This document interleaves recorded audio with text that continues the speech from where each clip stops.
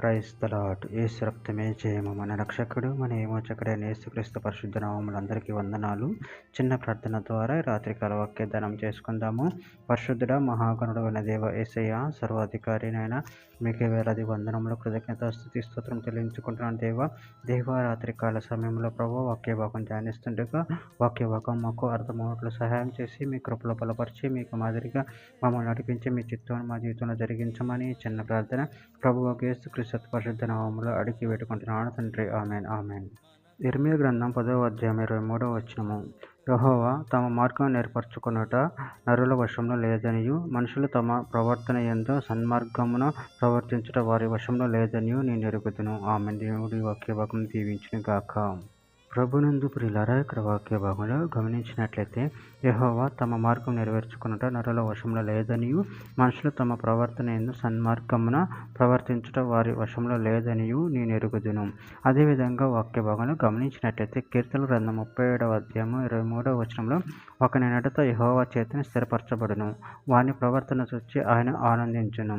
కీర్తన గ్రంథం 119వ అధ్యాయం 116, 117 వచనాలలో నేను బ్రతుకున్నట్లు నీ మాట చొప్పున నన్ను ఆదుకొనుము, నా ఆశ భంగమై నేను సిగ్గునందుకు ఇందును గాక, నాకు రక్షణ కలుగునట్లు నువ్వు నన్ను ఉద్ధరింపుము, అప్పుడు నీ కట్టడలు నిత్యము లక్ష్యము చేసేదను.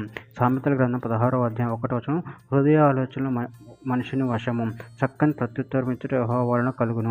సామెతల గ్రంథం 20వ అధ్యాయం 24వ వచనంలో ఒకని నడతలు యెహోవా వశము, తనకు సంభవింపబోవునది ఒకరెట్లు తెలుసుకొనగలడు. కీర్తన గ్రంథం 51వ అధ్యాయం 12వ వచనం. నీ రక్షణానందం నాకు మరలా పుట్టించుము, సమ్మతి గల మనసు కలగచేసి నన్ను దృఢపరచుము. సామెతల గ్రంథం 3వ అధ్యాయం 5-6వ వచనం. నీ స్వబుద్ధిని ఆధారం చేసుకొనక నీ పూర్ణ హృదయంతో యెహోవా యందు నమ్మిక ఉంచుము, నీ ప్రవర్తన అంతటి యందు ఆయన అధికారమునకు ఒప్పుకొనుము, అప్పుడు ఆయన నీ త్రోవలను సరళం చేయును. సామెతల గ్రంథం 4వ అధ్యాయం 3వ వచనం.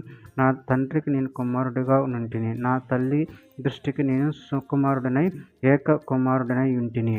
సామెతల గ్రంథం 16వ అధ్యాయం 9వ వచనం. ఒకడు తాను చేయబోవునది హృదయంలో యోచించుకొనును, యెహోవా వాని నడతను స్థిరపరచును. చివరిగా ఒక మాట, తెస్సలోనికీయులకు రాసిన 2వ పత్రిక 3వ అధ్యాయం 5వ వచనం. దేవుని యందలి ప్రేమయు క్రీస్తు చూపిన ఓర్పును మీకు కలుగునట్లు ప్రభు మీ హృదయములను ప్రేరేపించును గాక. ఆమేన్. దేవుని వాక్య భాగం దీవించును గాక. చిన్న ప్రార్థన చేసుకుందాము.